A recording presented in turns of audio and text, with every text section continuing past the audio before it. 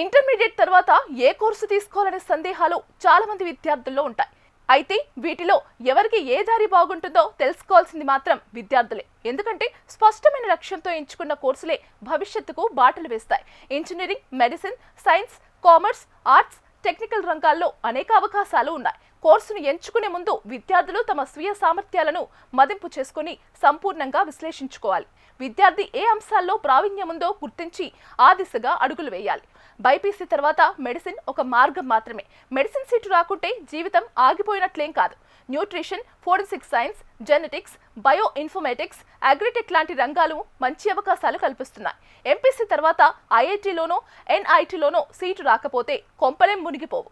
Architecture, data science, defence, robotics, AI వంటి modern futuristic రంగాల్లో అవకాశాలు పుష్కలంగా ఉన్నాయి. అలాగే కామర్స్ కోర్సులో కూడా ఎన్నో అవకాశాలు ఉన్నాయి.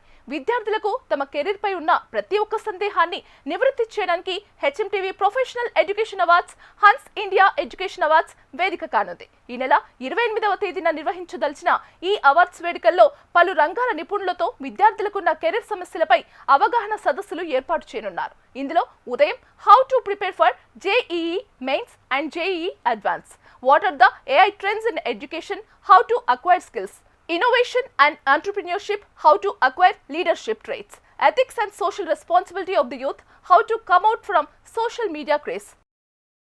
Saintram, how to prepare for EAPCET, how to prepare NEET, how to choose the right college and branch based on interest, rank and future scope, non-engineering career opportunities వంటి రంగాలపై అవగాహన సదస్సులు నిర్వహించబడును.